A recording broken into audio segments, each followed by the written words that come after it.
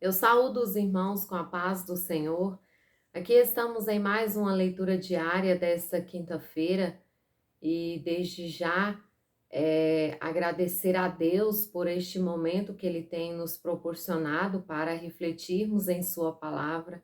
Agradecer também pela vida dos nossos pastores, que Deus continue lhes dando essa graça e também externar os meus agradecimentos aos irmãos que são comentaristas das lições, aos meus colegas que fazem esta leitura diária, a todos os professores de escola dominical e a todos vocês que nos acompanham aqui no canal. Que Deus abençoe a vida de cada um de vocês.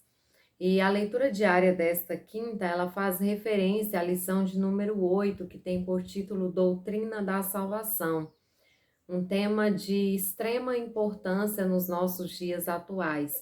Eu sei que quando falamos sobre isso, nós temos muitos temas, muitas questões que são importantes. Nada daquilo que nós estamos estudando, trabalhando, deixa de ser importante.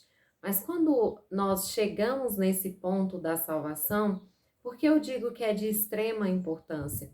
Porque nós temos vivido dias que tem sido pregado tantos tipos de linhas teológicas, muitas pessoas preocupadas em estar na igreja por conta de uma cura, por conta de um status social, por causa de algo, de receber algo financeiro, a própria questão ali da prosperidade, dos movimentos, de todas essas situações. E as pessoas esquecem que o mais importante é a nossa salvação. É o motivo pelo qual Jesus morreu na cruz do Calvário.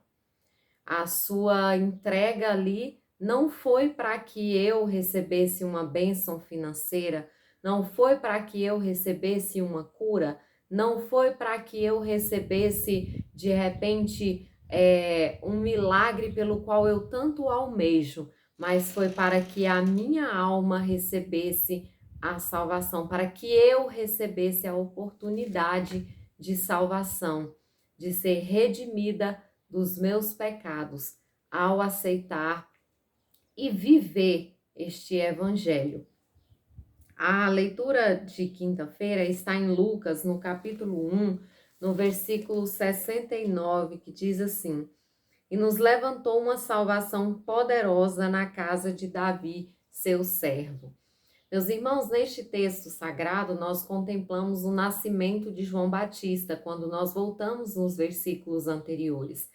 E quando João Batista nasce, aqui nos versículos que antecedem este que foi lido, nós vemos ali as pessoas, né, para saber como é que seria o nome da criança, porque o pai da criança, o Zacarias, ele estava sem conseguir falar diante de toda aquela promessa que havia sido feita. Acredito que os irmãos conheçam bem essa história, não cabe aqui eu entrar em detalhes. E então o nome decidido é João.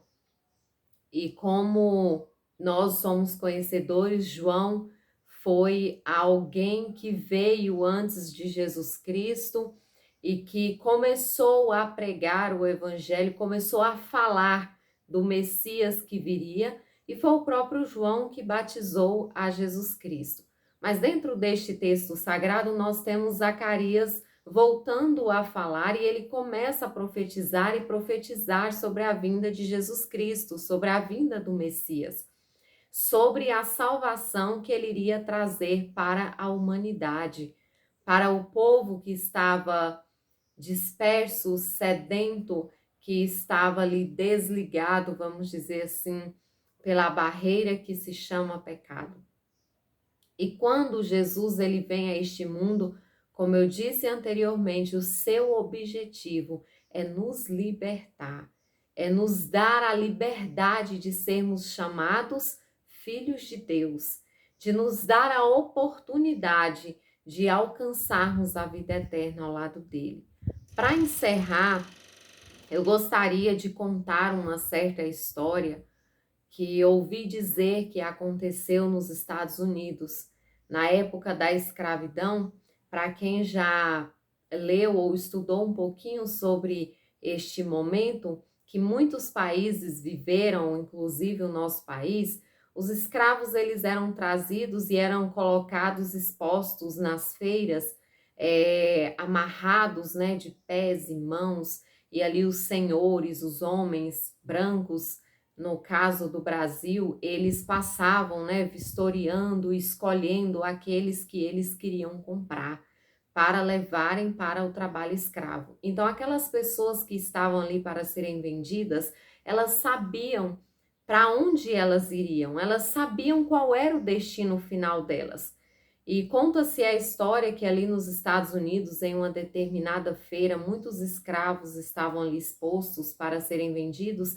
Havia uma moça no meio deles e ela estava ali triste, contrariada, cabisbaixa, porque ela sabia o que o destino reservava para ela. E de repente chega um homem e ele compra aquela escrava pelo dobro do preço que ela valia. E então ele começa a arrumar os papéis, a organizar ali, e ela está muito contrariada com ele, porque ela sabia que ela estava caminhando para ser escrava. E quando ele finaliza a compra, a parte burocrática, ele entrega para ela uma carta de alforria. E ela começa a chorar e dizer: mas como assim? O Senhor me comprou, pagou um preço para me dar a liberdade, para que eu possa ser livre, eu não sou mais escrava. Isso aqui é uma ilustração do que Jesus Cristo fez por nós. Jesus, ele se despiu da sua glória. Deus enviou o seu único filho para morrer por este mundo, por amor de cada um de nós, para que nós não fôssemos condenados, mas que nós alcançássemos a vida eterna. E Jesus, ao morrer ali naquela cruz, é como se ele estivesse pagando aquele preço tão alto que aquele homem pagou por aquela jovem.